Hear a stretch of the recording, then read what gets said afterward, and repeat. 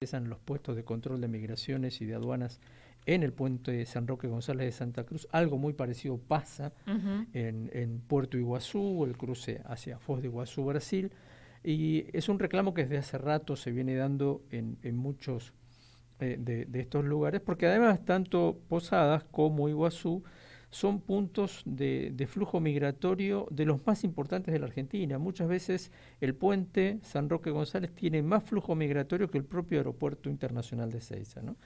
Para hablar de este tema y de lo que le plantea a los trabajadores, en línea está Mirna Chamorro de ATE Migraciones Posadas, y le agradecemos mucho la amabilidad de esperarnos estos minutos y charlar con nosotros. ¿Qué tal, Mirna? ¿Cómo está? Muy buenas tardes. Alicia Rivas, Miguel Riquelme, la saludamos. Buenas tardes, un gusto saludarlos, gracias por el contacto. Bueno, hablemos un poco de esta situación que un poco groseramente sintetizábamos. Sí, nosotros, como siempre planteamos, ¿no es cierto?, somos trabajadores estatales que estamos al cuidado de la ciudadanía y que hoy estamos viviendo una situación que es muy delicada, como la que están atravesando todos los trabajadores del Estado, ¿no es cierto? Estamos trabajando con un excesivo movimiento de personas que circulan por el puente, es un número muy alto en comparación a otros momentos de la historia, ¿no? Y con una dotación de personal muy por debajo de lo que sería ideal para el funcionamiento pleno de la dinámica del puente, tanto acá como en Iguazú, y es algo que se repite de manera estructural dentro de todo el organismo, porque Migraciones tiene menos de 4.000 trabajadores para cubrir todos los puestos, tanto en fronteras como en la parte administrativa de nuestro organismo, ¿no?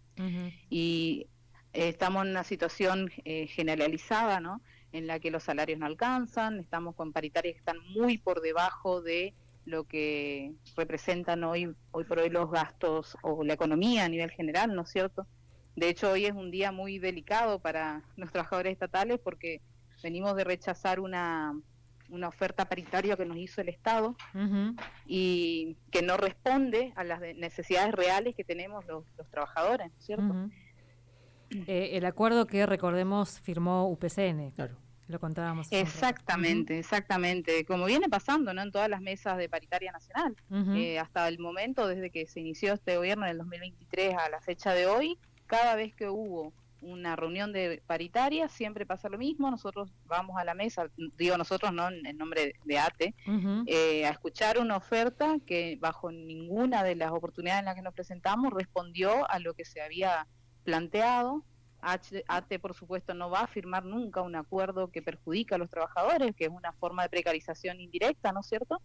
Y UPCN sí acuerda, pero bueno, del vamos sabemos que es algo que va a pasar de antemano.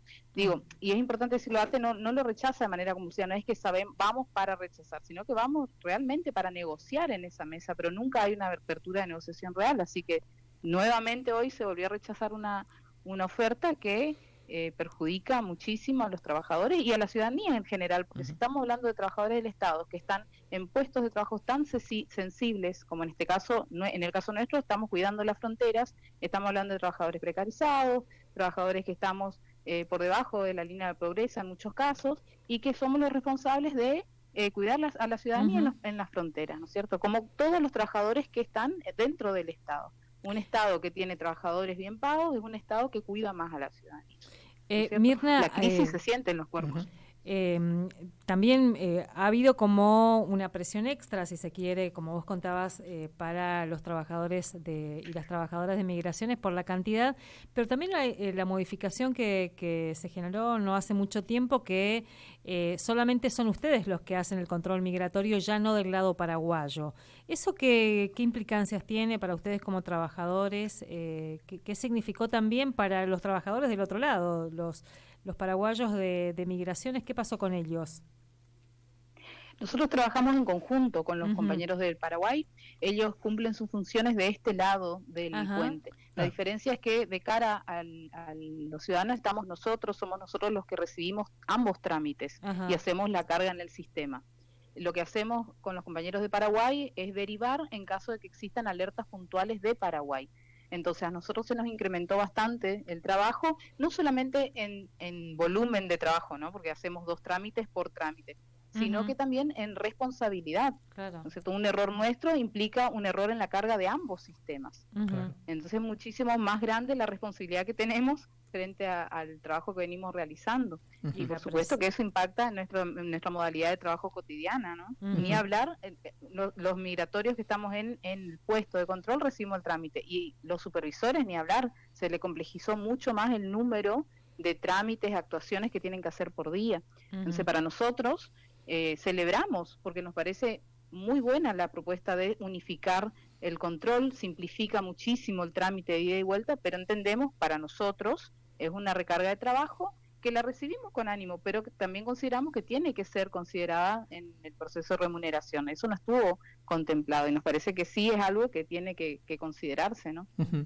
Mirna, nos tocó escuchar de casualidad, mientras hacíamos la cola para cruzar la frontera, el comentario que le hacía un trabajador de migraciones al otro. Alguien le decía, ¿y qué te pasó? Y lo mismo de siempre, dijo.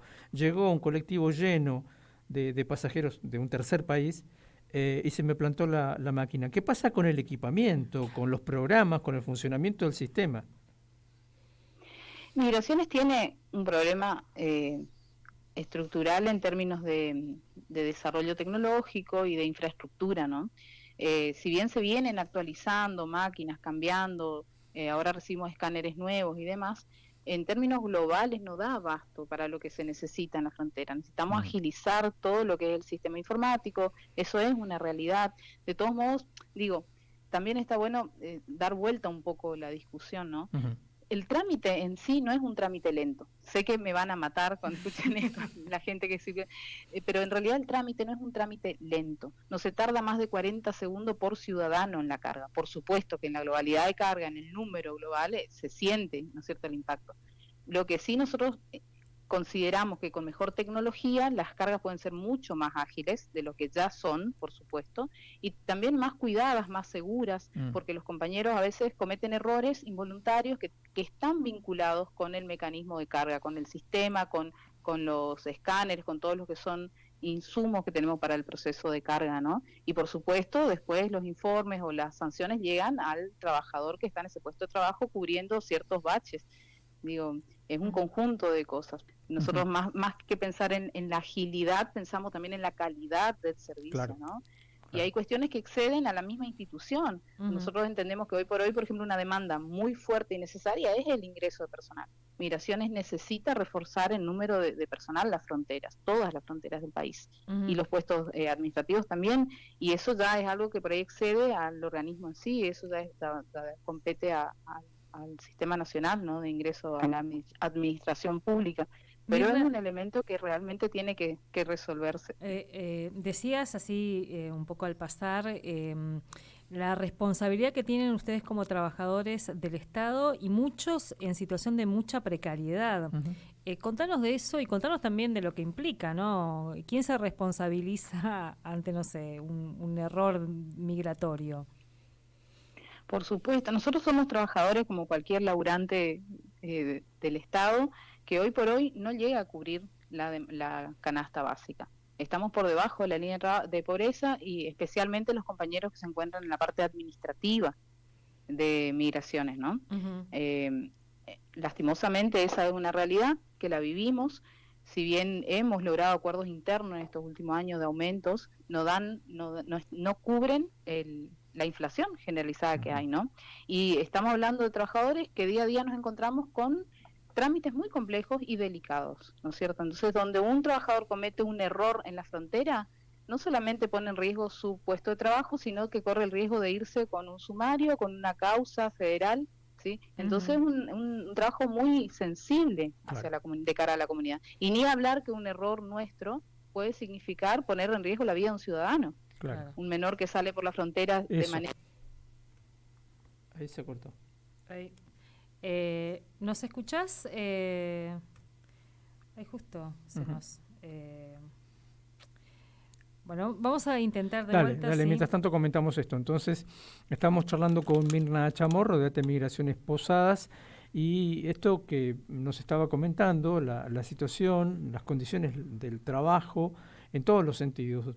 Primero, el tema salarial, ¿no? Justo en el día de hoy, Alicia más temprano lo comentaba, uno de los gremios que representa a los estatales nacionales, UPCN, firmó un acuerdo salarial muy por debajo de la necesidad que los propios trabajadores estatales venían planteando en cuanto al porcentaje que se requiere para poner sus sueldos más o menos a tiro de lo que ganaban hace 1 año y medio atrás, ¿no? Porque el deterioro del poder adquisitivo del salario de los estatales en general ha sido realmente muy grande, enorme. Y por otro lado también se suma a esto la falta de personal, los problemas de infraestructura, los problemas con los equipamientos, el funcionamiento de los sistemas, en fin. Y justamente estábamos en un momento de la charla donde tocábamos un tema realmente delicado, como es... Hola. Ahí está Mirna, ahí está en línea. Mirna, justo Ahí estabas comenzando a comentar un tema delicadísimo que es esto de trabajar en estas condiciones, con falta de personal, con infraestructura que no es todo lo adecuada que debería ser. Deberíamos tener más puestos de control, con un sistema informático que a veces no da abasto. ¿Qué pasa cuando se comete un error vinculado con, por ejemplo, la situación de un menor, de ida o de vuelta en la frontera? Y en esos casos, por supuesto que cada caso es único, ¿no? Y se investiga a ver qué pasó, pero cuando es un error involuntario, que puede pasar, seguramente la sanción directa llega al inspector, ¿no es cierto? De todos modos, a ver, quiero resaltar esto, me parece siempre importante, porque en estos últimos años se puso muy en tela de juicio la calidad o la capacidad, por decirlo, de quienes estamos en el Estado, de todo el arco estatal. En Migraciones, los funcionarios que trabajamos ahí somos altamente preparados para los puestos en los que estamos. Entonces, venimos permanentemente siendo evaluados, cada 2 años somos evaluados en nuestro puesto de control. Esto se había puesto mucho en discusión cuando salió el SEP, el Sistema de Evaluación Pública, y puso un poco en la agenda, ¿no es cierto?, esta discusión. Y con esto quiero decir, digo, es muy poco común que se cometa un error tan grave, ¿sí?, de manera involuntaria, pero puede pasar. Y cuando eso pasa, seguramente el que paga la situación es el inspector. Y por supuesto que nosotros ponemos a disposición todos los elementos de protección, de que sean procesos justos y claros en investigación para ver qué pasó. Pero digo, cuando el conjunto de las situaciones, ya sea infraestructura, la sobrecarga de trabajo y demás, perjudican al funcionamiento del trabajo, seguramente es el trabajador que está en el puesto directo el primero que paga la situación en territorio. Mirna, pensaba también en esto que se planteaba, ¿no? Y lo planteaba Miguel también, las presiones que tienen ustedes, no sé, en una cola de 3-4 horas en el puente, esa no sé, esa bronca, esa angustia, ese enojo, después, ¿ustedes lo vivencian? ¿Han tenido algún tipo de problemas con eso? Sí, por favor, es algo permanente en el puente, pero como te decía, nosotros recibimos muchas capacitaciones en lo que es atención al público, también mucha contención por parte del organismo, tiene instancias de acompañamiento y demás para poder sobrellevar estas situaciones cotidianas. Cualquier persona que trabaja con el público sabe que es muy complejo el trato con la gente, y más cuando es algo tan grande, ¿no? Imagínense en un puente donde circulan 10.000 personas en un fin de semana, puede pasar de todo. A nosotros ya nos pasó que nazcan personas en el puente, que fallezcan personas, atender situaciones muy críticas, graves, y en ese conjunto de cosas, por supuesto que los cuerpos resienten la tensión, en los estados de ánimo, es bastante delicado estar al frente de estas situaciones. Ya nos pasó de todo, la verdad que es cotidiana la situación, pero por suerte hay como un mecanismo bastante aceitado dentro de la institución de derivación de casos. Cuando pasa una situación puntual en la casilla, tratamos de que el inspector no sea el que confronte con la ciudadanía, sino derivar a los supervisores, y ahí en una instancia más calma se abordan las situaciones. Pero sí estamos muy expuestos a esas cuestiones, pero bueno, como les digo, hay un acompañamiento por parte de la institución para contemplar esta situación y abordarla siempre de la mejor forma posible. Pero sin dejar de, digo esto para empatizar un poco, ¿no? Nosotros también somos ciudadanos que cada tanto cruzamos el puente, entendemos, cada vez que estamos en la casilla tratamos de hacer todo lo humanamente posible para que sea lo más ágil, para darle la mejor atención, sin perder de vista que son trámites delicados. Entonces uno tiene que estar altamente concentrado en lo que está haciendo y tratar de completar el trámite de la forma más prolija posible, ¿no es cierto? Tal cual. Bueno, entonces volvemos al principio, Mirna. El reclamo tiene varias puntas. Salarial, obviamente, porque justamente hoy se estuvo discutiendo ese tema, de infraestructura, de logística, de recursos en general. Exactamente, si Migraciones necesita urgente una inversión grande en términos de desarrollo informático, de infraestructura, ingreso de personal, así que es un combo bastante grande, ¿no? Si bien se avanzó mucho en ese sentido, nunca se frenó la carrera administrativa en estos últimos años, pero todavía falta mucho por alcanzar, ¿no? Y hay que sumarle pedido de paciencia. Sí. Después nos contás cuál es el mejor horario para cruzar a Paraguay. El puente tiene una dinámica tan única que no existe un ritmo unificado, va por época, todo depende de la economía, del dólar, depende de las ofertas de Alaska, entonces hay un montón de factores que condicionan el ritmo del puente. Totalmente. Está muy bueno. Mil gracias. No, por favor, gracias a ustedes, un gusto. Hasta luego. Hasta luego. Hasta luego. Mirna Chamorro charlaba con nosotros de ATE Migraciones. Y bueno, cómo es estar ahí, ¿no? Hay que ponerse también del otro lado. Sí, totalmente. Y ver las tensiones que se viven cotidianamente y en qué condiciones. Como a casi todos los empleados estatales les toca, ¿no? En condiciones de enorme fragilidad, con salarios muy pauperizados, con muchas tensiones que tiene todo el mundo y que se exacerban en la historia de cruzar el puente. No, y además ese esfuerzo que hay que hacer, ¿no? Como trabajadores del Estado, ¿qué derecho estoy garantizando?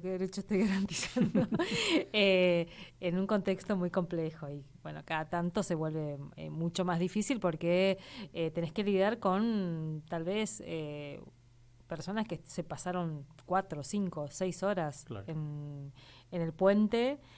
Hay que ir con paciencia y buscarle la vuelta a los horarios, ¿no? para cruzar también. 17:26.